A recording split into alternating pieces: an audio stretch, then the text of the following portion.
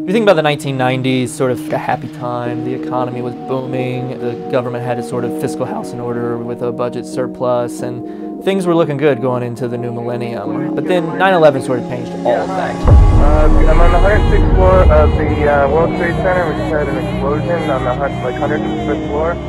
It was such a searing experience. It was such just a horrible event that's etched onto everybody's minds now, that it's guided how we've done foreign policy for the last 20 years. That also seeps over into domestic policy as well, with the goal of basically eradicating terrorism, of keeping people safe at all costs. There have been significant costs, for domestic liberty in terms of, civil liberties, privacy, and things like that. It was such a game changer that understandably folks in Congress kind of rushed to protect the American people, but they rushed to do so in a way that they weren't even reading bills they were voting on.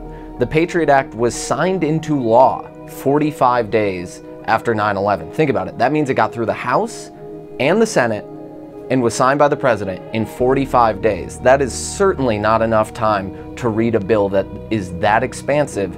And since its passage, it has been weaponized for almost no terror investigations, but has been routinely abused in predominantly drug investigations, as well as some immigration investigations, and even some white-collar crime that nobody would even constitute as violent. There's two aspects of this. There's one that goes back way past 9/11. When America became an empire back at the turn of the 20th century, sort of laid a lot of the groundwork, for instance, for police militarization. When we occupied the Philippines and then there was a war there, when a lot of those soldiers eventually came home, a sort of natural avenue for them to sort of reintegrate back into civilian life, a lot of them became law enforcement officers.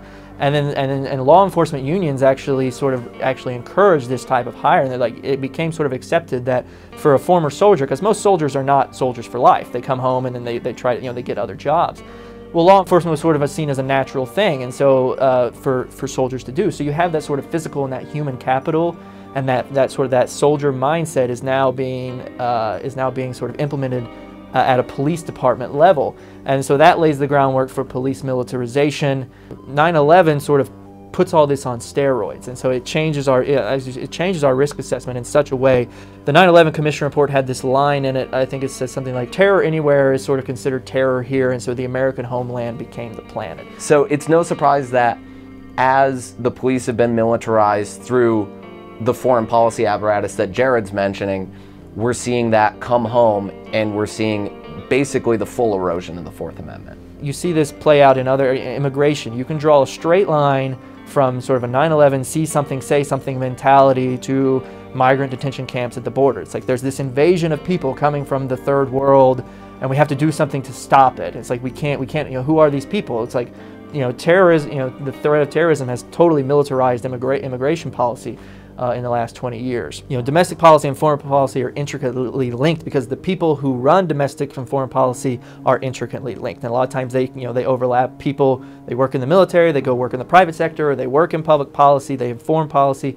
The skills, the mindsets, and the physical and human capital that they have, that doesn't disappear just because they're no longer wearing a soldier's uniform. I think personally one of the most troubling things that the president wants to do is he wants to blanketly reauthorize Section 215 of the Patriot Act, which his own administration admits they haven't used in months. He now wants it passed for the rest of eternity. And to build on what Section 215 does, is it basically allows the federal government access any telephone data it wants on an American citizen, metadata that is, without a warrant. And that can scoop up your communications, my communications. If we're just talking to somebody who they want to scoop up data on, they don't have to be talking to foreign entities. It can be wholly domestic.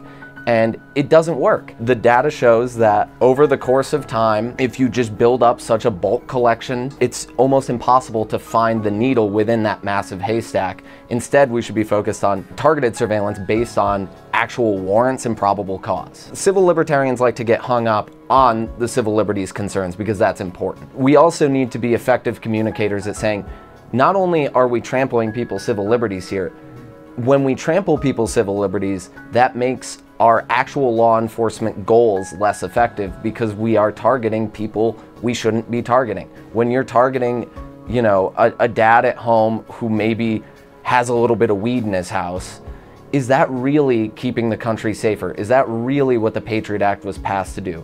Is that stopping the next Osama bin Laden? And clearly the answer is no.